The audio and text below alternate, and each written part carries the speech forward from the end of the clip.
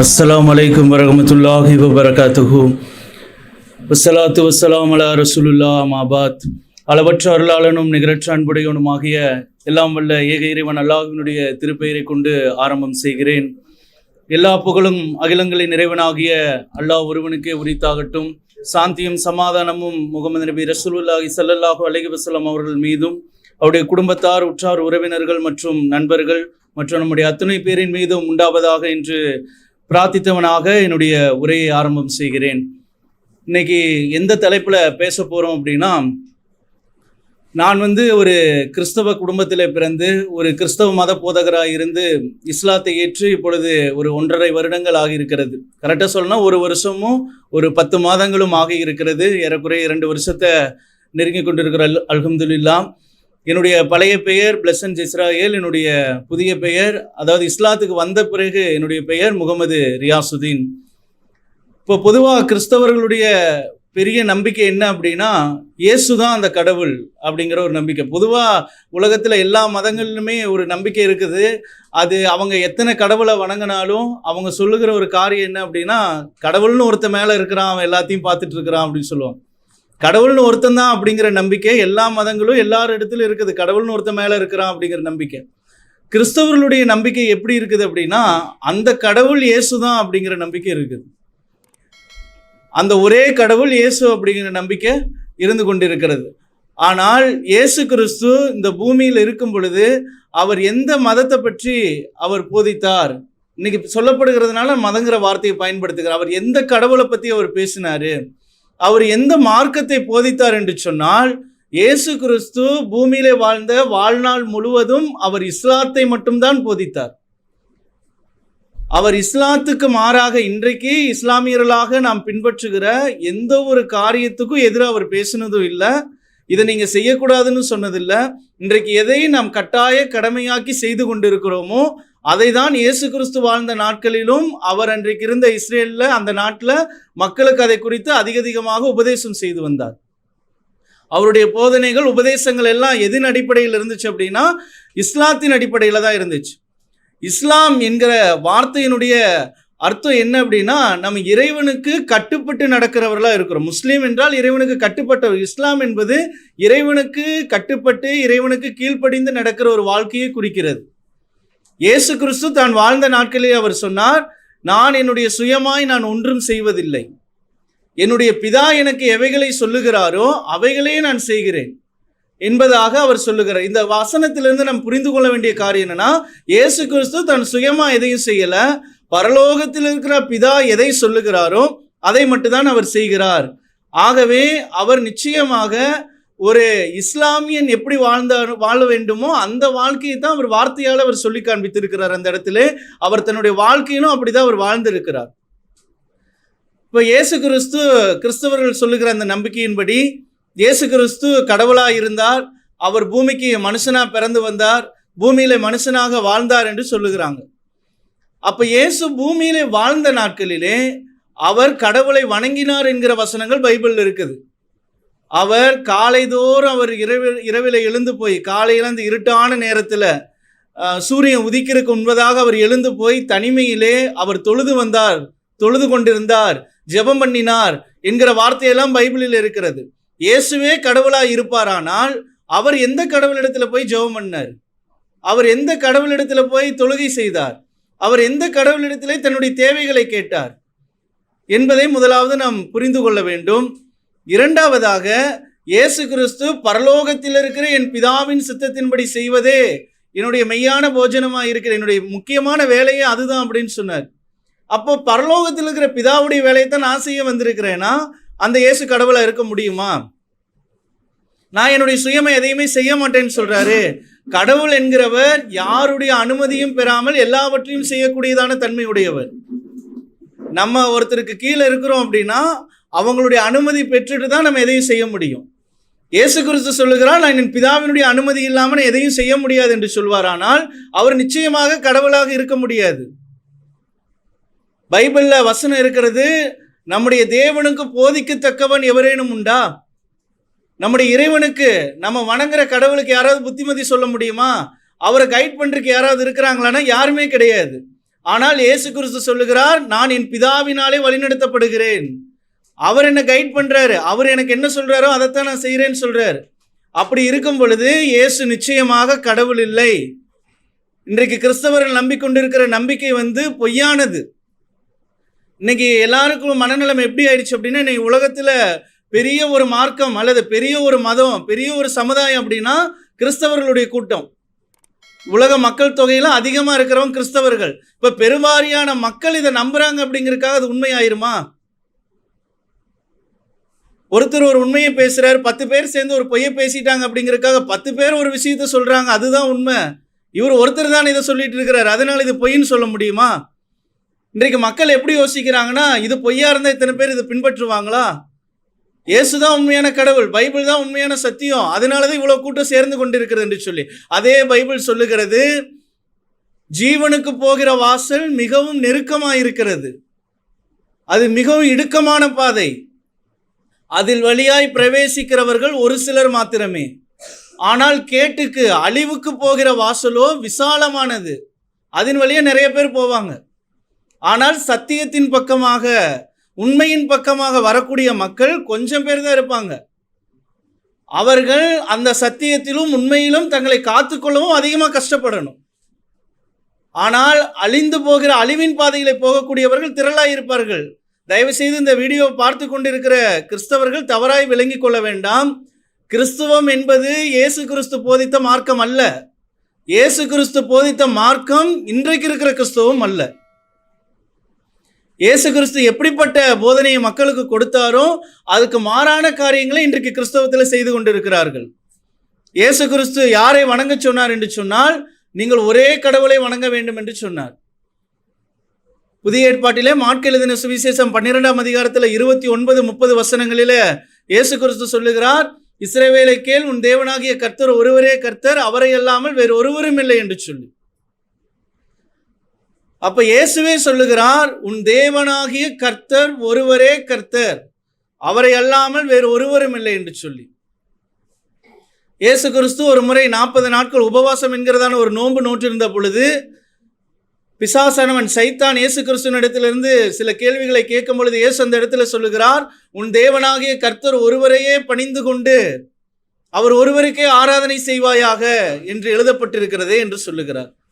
அந்த இடத்துல இயேசு சொல்லியிருக்கலாமே, என்னத்தான் வணங்க, என்ன தவிர வேற யாரையும் வணங்கக்கூடாதுன்னு பைபிள்ல இருக்குதுன்னு சொல்லியிருக்கலாம், இல்லை அப்படி எழுதி இருக்குதுன்னு சொல்லலாம். ஆனால் இயேசு அந்த இடத்துல சொல்கிறார், உன் தேவனாகிய கர்த்தர் ஒருவரையே பணிந்து கொண்டு அவர் ஒருவருக்கே ஆராதனை செய்ய வேண்டும் என்று சொல்லி.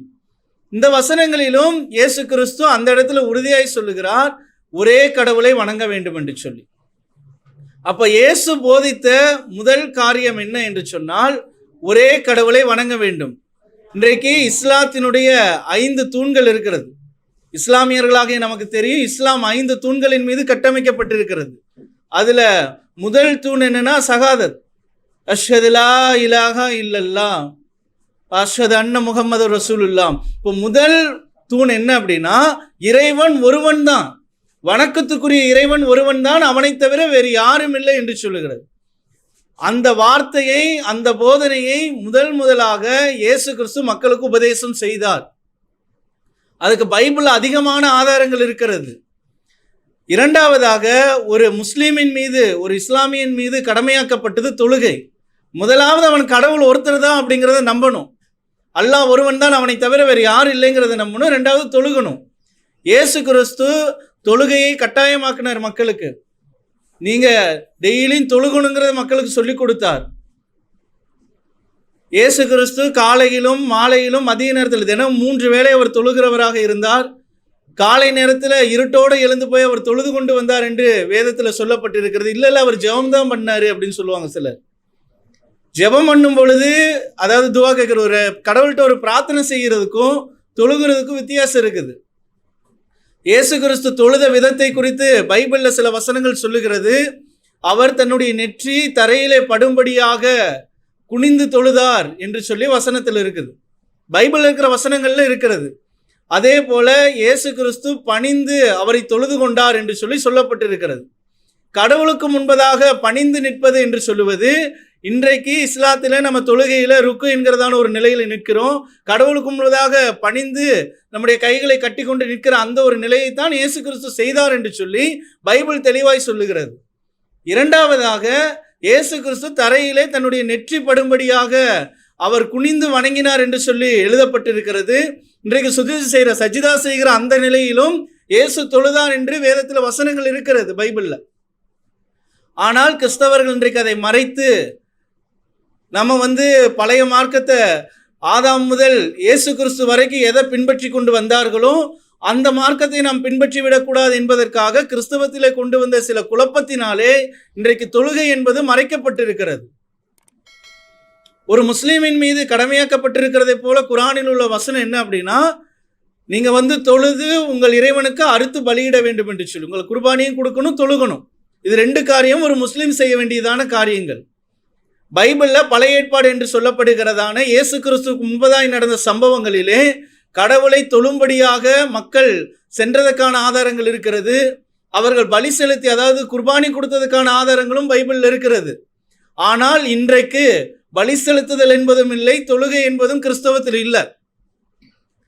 ஆராதனை முறைகள் என்று சொல்லி சில காரியங்களை கொண்டு பாட்டும் டான்ஸும் மற்ற விதமான கூச்சல் எடுக்கிற சத்தங்கள் தான் கிறிஸ்தவ சபைகளில் இருக்கிறதே தவிர பைபிள் சொல்லுகிறதான அந்த ஆராதனை முறை, அந்த தொழுகை முறை அல்லது அந்த குர்பானி கொடுக்கிற முறை இன்றைக்கு இருக்கிறதா என்று சொன்னால் அது சுத்தமா இல்லை.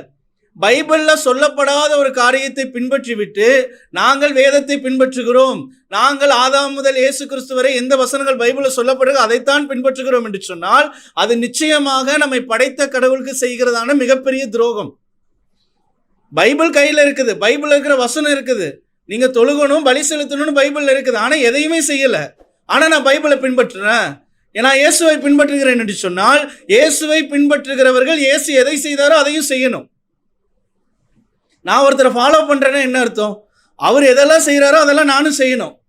அதை செய்யறதே கிடையாது. ஆனா நான் இயேசுவை பின்பற்றுகிறேன் என்று சொன்னால் அது நிச்சயமாக மிகப்பெரிய ஒரு துரோகம் தான். ஏனென்று சொன்னால் மக்கள் புரியாமலே தங்களை தாங்களே ஏமாற்றி கொண்டிருக்கிறார்கள். இந்த வீடியோ பார்த்திருக்கிற கிறிஸ்தவர்கள் ஒரு காரியத்தை விளங்கிக் கொள்ள வேண்டும். இன்றைக்கு எல்லாரும் சொல்ற காரியம் என்னன்னா, சாலமோனுடைய டெம்பிள், அதாவது ஜெருசலேம்ல இருக்கிற அந்த ஆலயம் கட்டப்பட்டுட்டா இயேசு திரும்ப வந்துருவாரு, அங்க பலி செலுத்திட்டா தேவன் திரும்பவும் வந்துருவாருன்னு சொல்றாங்களே, அது ஆசரிப்பு கூடாரம் என்று சொல்லி கிறிஸ்தவர்களுக்கு தெரியும். அந்த ஆசரிப்பு கூடாரத்துல பலி செலுத்துகிற இடம் என்று சொல்லி தெரியும். நான் கிறிஸ்தவர்களிடத்தில் கேட்கிற கேள்வி என்னவென்றால், அந்த இடத்துக்குள்ளாக பெண்கள் செல்ல முடியுமா? செல்ல முடியாது.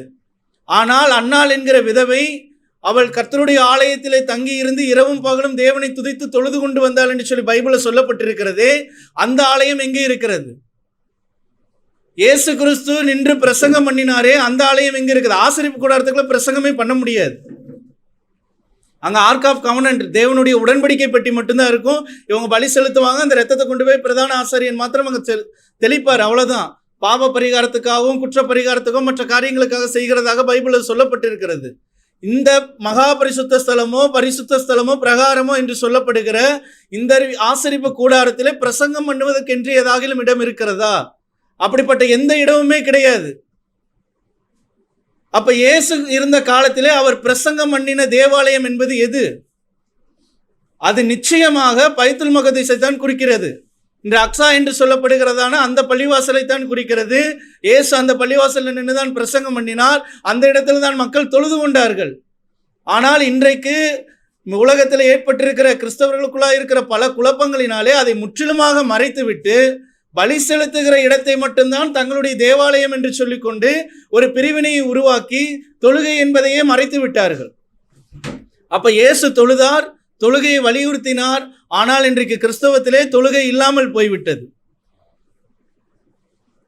இயேசு அதே போல தன்னுடைய விருப்பத்தை மட்டும்தான் அவர் செயல்படுத்தினாரா என்று சொன்னால் அவர் எந்த இடத்திலையும் தன்னுடைய விருப்பத்தை மட்டுமே அவர் செயல்படுத்தலை. ஒரு முறை இயேசு கிறிஸ்து ஒரு கானாவூர் என்கிறதான ஒரு வீட்டில், கானாவூரிலே ஒரு கல்யாண வீட்டில் இருக்கிறார். மேக்சிமம் நிறைய பேருக்கு தெரிந்திருக்கிற சம்பவம். அங்கே இயேசு தண்ணீரை திராட்சை ரசமாய் மாற்றினார். அது இயேசு செய்த முதல் அற்புதம் என்று சொல்லுவார்கள். அன்றைக்கு இயேசுவினுடைய தாயாய் இருந்த மரியாள் அவர்கள் போய் இயேசு கிட்ட சொல்றாங்க, இந்த வீட்டில் குடிக்கிறதுக்கான இந்த திராட்சை ரசம் குறைஞ்சு போயிருச்சு, அதை நீங்க கொஞ்சம் அதிகப்படுத்தணும், அதுக்கு ஏதாவது செய்யுங்கன்னு கேட்கும் பொழுது இயேசு அந்த இடத்துல சொல்லுகிறார், அவங்கள அம்மான்னு கூப்பிடல, அந்த இடத்துல சொல்லுகிறார், ஸ்திரியே உங்களுக்கு எங்களுக்கு என்ன, நீங்க எதுவும் சொல்லி நான் இப்ப செய்யணும்னு அவசியம் கிடையாது. பரலோகத்தில் இருக்கிற என் பிதா எனக்கு அனுமதி கொடுக்காவிட்டால் நான் எதையும் செய்ய முடியாது என்று சொல்லுகிறார். ஆனால் இன்றைக்கு கிறிஸ்தவத்திலே ஒரு பிரிவினர் என்ன செய்யறாங்கன்னா, மரியாளிடத்திலே போய், மரியம் அலைஹிஸ்ஸலாத்துல போய் என்ன செய்யறாங்கன்னா, வேண்டுதல் செய்யறாங்க. எங்களுக்கு இது வேணும், அது வேணும், எங்களுக்காக இயேசு கிட்ட இதை கேட்டு வாங்கி கொடுங்க, அதை கேட்டு வாங்கி. அன்றைக்கு உயிரோடு 2 பேர் இருந்தாங்க. மரியாளும் உயிரோடு இருந்தாங்க, இயேசு உயிரோடு அன்னைக்கு பூமியில் இருந்தார். இருந்த பொழுது மரியாள் நேரடியா போய் இயேசு கிட்ட கேட்கும் பொழுது கூட இயேசு நான் அதை செய்ய முடியாதுன்னு சொல்லிட்டார். என் பிதா எனக்கு சொன்னாதான் செய்ய முடியும்னு சொல்லும் பொழுது, இன்றைக்கு ஒரு குறிப்பிட்ட பிரிவை சார்ந்த கிறிஸ்தவர்கள் நாங்கள் மரியாள் மூலமாக கடவுள் இடத்திலிருந்து, இயேசுவின் இடத்திலிருந்து எதையாகிலும் பெற்றுக்கொள்வோம் என்று சொன்னால், பைபிள் அப்படி பெற்றுக்கொள்றதுக்கான எந்த ஆதாரமும் கிடையாது, அது செய்யவும் முடியாது. இறை தூதராக ஒரு தீர்க்கதரிசியாக வாழ்ந்த இயேசு கிறிஸ்துவே கடவுளுடைய அனுமதி இல்லாமல் மக்களுக்கு எதையுமே செய்ய முடியாத நிலையில்தான் அன்றைக்கு அவரும் இருந்தார். இயேசு பூமியில வாழ்ந்த நாட்களிலே தன்னுடைய விருப்பத்தை எதையாகிலும் அவர் நிறைவேற்றினாரா என்று சொன்னால், நிச்சயமாக அவர் தன்னுடைய விருப்பத்தின்படி அவர் எதையுமே செய்யவில்லை. பரலோகத்தில் இருக்கிற கடவுள் எதை சொல்றாரோ அதை மட்டும்தான் நான் செய்கிறேன்னு சொல்லி செய்து கொண்டிருந்தார். அதை தவிர அவர் வேற எதையுமே செய்யவில்லை என்று சொல்வதற்கு பைபிள்ல அதிகமான ஆதாரங்கள் இருக்கிறது. இன்றைக்கு நம்ம நோன்பு வைக்கிறோம். இதே போல இயேசு கிறிஸ்து தான் வாழ்ந்த நாட்களிலே அவர் நோன்பு வைத்திருக்கிறார். மக்களுக்கும் நீங்கள் உபவாசம் இருக்க வேண்டும், நோன்பு நோக்க வேண்டும் என்பதை குறித்து உபதேசமும் செய்திருக்கிறார். இன்றைக்கு இஸ்லாத்தினுடைய ஈமானினுடைய ஒரு பகுதியாக தூய்மை, அதாவது சுத்தம் என்பது இருக்கிறது. இயேசு கிறிஸ்து அந்த சுத்தத்தை குறித்து அதிகமாக பேசியிருக்கிறார். ஒரு முறை மேல் வீட்டிலே பந்தி இருக்கும் பொழுது, அதாவது சாப்பிட்றதுக்கு அவங்க உட்கார்ந்து இருக்கும் பொழுது, இயேசு கிறிஸ்து தன்னுடைய இடுப்பிலே ஒரு சிலை, அதாவது ஒரு துணியை கட்டிட்டு ஒவ்வொரு சீடர்களுடைய பாதத்தையும் கழுவினார் என்று சொல்லி பைபிளில் வசனம் இருக்கிறது. நீங்கள் நிறையா நேரங்களில் இந்த குட் ஃப்ரைடே டைம்ல எல்லாம் பார்த்தீங்கன்னா அந்த மாதிரி அதிகமான புகைப்படங்கள் எல்லாம் ஷேர் செய்வாங்க. இயேசு ஒருத்தருடைய காலை கழுவுற மாதிரி ஃபோட்டோஸ் எல்லாம். அந்த இடத்துல ஒரு கான்வர்சேஷன் நடக்குது. அப்போ பேதுரு என்கிறதான ஒரு சீடனுடைய காலை இயேசு கழுவ சென்ற பொழுது அவர் சொல்லுகிறார், நான் உங்களுடைய காலை கழுவ வேண்டியதா இருக்க நீங்க எங்களுடைய காலை கழுவலாமா அப்படின்னு சொல்லி கேட்கிறார். அப்ப இயேசு அந்த இடத்துல சொல்லுகிறார், ஒருவன் குளிச்சிருந்தான் அப்படின்னா காலை மட்டும் கழுவுனா போதும். இப்ப நீங்க சாப்பிட உட்கார்ந்து இருக்கிறீங்க, நீங்க குளிச்சுட்டு வந்திருந்தீங்கன்னா காலை மட்டும் கழுவுனா போதும் என்று சொல்லுகிறார். இஸ்லாம் என்ன சொல்லுகிறது என்று சொன்னால், நாம் எப்பொழுதும் தூய்மையா இருக்க வேண்டும் என்பதை சொல்லுகிறது. இயேசு அந்த இடத்திலே ஒரு மனிதன் குளித்திருக்க வேண்டும் என்பதை குறித்து சொல்லுகிறார். இரண்டாவதாக அவர் குளிச்சிருந்தா தன்னுடைய வெளிப்படையாய் தெரியக்கூடிய இடங்களை கழுவினால் போதும் என்று அந்த இடத்துல சொல்லுகிறார். அதைத்தான் இன்றைக்கு தொழுகைக்கு முன்பதாக நம்ம உழு என்கிற வடிவத்திலே அதை ரசூலுல்லாஹி ஸல்லல்லாஹு அலைஹி வஸல்லம் அவங்க நம்ம இது கட்டாய கடமையாக்கி இருக்கிறார். தொழுகைக்கு முன்பதாக கட்டாயம் நம்ம அதை செஞ்சுட்டு தான் தொழுகணும் என்பதாக. இப்படி தூய்மையை குறித்து, தொழுகையை குறித்து, இறை நம்பிக்கையை குறித்து இயேசு கிறிஸ்து பலவிதமான காரியங்களை பைபிளில் சொல்லி இருக்கிறார். இதெல்லாம் இஸ்லாத்தை மட்டும்தான் குறிக்கிறது. அப்ப நிச்சயமாக இயேசு தான் வாழ்ந்த நாட்களிலே அவர் இஸ்லாத்தை மட்டும்தான் போதித்தார். இயேசு தன்னுடைய விருப்பத்தை எதையும் செய்யாம கடவுளுடைய விருப்பத்தை மட்டும்தான் செய்தார். ஆனால் இன்றைக்கு கிறிஸ்தவர்கள் கையில வைத்திருக்கிற அந்த பைபிளிலே பவுல் என்கிற நபர் எழுதுகிறார், நான் கடவுளுடைய விருப்பத்தை சொல்லல, நான் கடவுள் சொன்னதாக எதையும் சொல்லல, நான் என்னுடைய சொந்த விருப்பத்தை சொல்லுகிறேன், நான் என்னுடைய சுயமாய் பேசுகிறேன், நான் என்னுடைய சொந்த கருத்தை தான் உங்களுக்கு எழுதி கொடுக்கிறேன்னு சொன்ன அந்த பைபிளை கையில வச்சுட்டு அந்த வசனங்கள் இறை வார்த்தை என்று நம்பிக்கொண்டிருக்கிற கிறிஸ்தவர்கள் தயவு செய்து நீங்கள் சிந்தித்து பார்க்கணும். இதை பார்த்து கொண்டிருக்கிற கிறிஸ்தவர்கள், நீங்கள் பின்பற்றுகிற வசனங்கள் இயேசு கிறிஸ்துக்கு முன்பதாக இருந்த வசனங்களா, அல்லது இயேசு கிறிஸ்து வாழ்ந்து கொண்டிருந்த காலத்தில் இருந்த வசனங்களா, அல்லது இயேசு கிறிஸ்துனுடைய காலத்துக்கு பிறகாக வந்த வசனங்களா என்பதை கவனித்துக் கொள்ள வேண்டும். பொதுவாக இன்றைக்கு கிறிஸ்தவ சபைகள் எந்த வசனத்தை அதிகமாக பேசுவாங்க அப்படின்னா, புதிய ஏற்பாட்டிலே முதல் 4 புஸ்தகங்கள், மத்தேயு, மாற்கு, லூக்கா, யோவான் என்கிற அந்த 4 புஸ்தகத்தையும் அதிகமாக அதுல இருந்து அற்புதங்களையோ அதிசயங்களையும், இயேசு அந்த அற்புதம் செஞ்சார், இந்த அற்புதம் செஞ்சார், அங்க போனார், இங்க வந்தாருன்னு இந்த கதை சொல்றதுக்காக எடுத்துக்குவாங்க. சத்தியத்தை பேசுகிறோம், வேத வசனத்தை பேசுகிறோன்னு பேசுறதெல்லாம் இதுனா இயேசுவுக்கும் பவுலுக்கும் சம்மந்தமே கிடையாது. இயேசு உயிரோடு வாழ்ந்த நாளில் பவுல் இருந்தார். அந்த பவுல் ஒரு நாளும் இயேசுவை நேரில் சந்தித்ததும் கிடையாது, இயேசுவினுடைய உபதேசத்தை கேட்டதும் கிடையாது. இயேசுவுக்கும் ஒரு மனிதனுக்கும் சம்பந்தமே கிடையாது. அந்த மனிதன் இயேசுவினுடைய காலத்துக்கு பிறகாக ஒரு 16 புக்கு எழுதி வச்சுட்டார். இந்த புக்கைத்தான் இயேசு பிரசங்கம் பண்ணின புக்குன்னு சொல்லி எடுத்துட்டு அதன்படி வாழ்ந்து கொண்டிருக்கிற கிறிஸ்தவர்கள் அது உண்மையாக இயேசு போதித்த மார்க்கம் கிடையாது.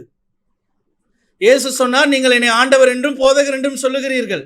ஆண்டவர்னு உடனே கடவுள் நினைச்சுக்க கூடாது. ஆண்டவர் என்று சொன்னால் எஜமானன். நான் சீடன் மாதிரி இருக்கிறோம், நீங்க எஜமான் மாதிரி இருக்கிறீங்க. ஆனா நீங்க நாங்க சொல்ற எதையுமே செய்யறது இல்லை அப்படின்னு இயேசு சொன்னார். இயேசு போதித்த எல்லா காரியத்துக்கும் எதிராக போதித்தவர் தான் பவுல். இயேசு எதை செய்யணும்னு சொன்னாரோ அதெல்லாம் செய்ய வேண்டாம்னு பவுல் சொல்லிட்டு போயிட்டாரு. இன்றைக்கு கிறிஸ்தவர்கள் அந்த பவுலினுடைய வசனங்களை கையில் வச்சுட்டு இதுதான் தேவனுடைய வார்த்தை, இதுதான் கர்த்தருடைய வார்த்தை, நாங்கள் இதைத்தான் பின்பற்றுவோம் என்று சொன்னால் அது மிகப்பெரிய தவறு. தயவு செய்து நீங்கள் சிந்தியுங்கள். உங்கள் சபைகளிலே உங்களுக்கு பிரசங்கிக்கப்படுகிற வசனங்கள் கர்த்தருடைய வசனமா பவுலினுடைய வசனமா? அவர் கர்த்தர் சொல்றான்னு சொல்லல, நான் சொல்றேன்னு சொல்றாரு. தான் சொல்றேன். நான் ஒரு பக்கத்தில் ஏதாவது வசனத்தை எழுதி கொடுத்துட்டா அதையும் நீங்கள் பின்பற்றுவீங்களா? வேற ஒரு பாஸ்டர் ஒரு பக்கத்தை எழுதி கொடுத்தா அதையும் நீங்க பின்பற்றுவீங்களா? அப்படி கிடையாது. கடவுளாலே சொல்லப்பட்ட வசனங்களை மட்டும்தான் பின்பற்ற வேண்டுமே தவிர மனிதர்கள் சொன்ன வசனங்களையோ மனிதர்கள் தங்களுடைய சொந்த கருத்துக்களை சொன்னதையோ ஒரு காலமும் பின்பற்றக்கூடாது. இப்படியாக முதலாக வழங்கப்பட்ட தௌராத் வேதத்திலும் ஜபூர்லையும் கடைசியா இயேசு கிறிஸ்துவுக்கு வழங்கப்பட்ட இஞ்சில் என்கிற வேதத்திலும் பலவிதமான குழப்பங்களை ஏற்படுத்தினபடியினாலே 600 வருஷங்களுக்கு பிறகு, இயேசு கிறிஸ்துவினுடைய பிறப்புக்கு பிறகு 600 வருஷங்கள் கழித்து எல்லாம் வல்ல இறைவன் முகமது நபி அவர்களை தெரிந்தெடுத்து அவர்களுக்கு இந்த இறுதி வேதமாகிய திருக்குரானை கொடுத்திருக்கிறான். இந்த வேதத்திலே எந்த ஒரு குழப்பமும் இல்லை, எந்த ஒரு குறைகளும் இல்லை. அல்லாஹ் இந்த வேதத்தை முழுமையாக்கி இருக்கிறான். ஆதாமுக்கும் ஆபிரகாமுக்கும் எந்த மார்க்கத்தை கொடுத்தானோ அந்த மார்க்கத்தையும் அந்த இறைவன் முழுமையாக்கி இருக்கிறான். ஆகவே நீங்கள் சிந்தித்து பாருங்கள். நீங்கள் உங்களுக்கு இந்த வேதம் வேண்டுமானால், இந்த திருக்குரான் வேண்டுமானால் உங்களுக்கு அன்பளிப்பாக வழங்கப்படும். கீழே இருக்கிற நம்பரை நீங்கள் கான்டாக்ட் பண்ணி இந்த திருக்குரானை பெற்றுக்கொள்ளலாம். எல்லாம் வல்ல இறைவன் நமக்கு சிந்திக்கக்கூடிய ஆற்றலை தந்தருளுவானாக, நமக்கு நேர்வழியை காட்டுவானாக. அஸ்ஸலாமு அலைக்கும் வரஹ்மத்துல்லாஹி வபரகாத்துஹு.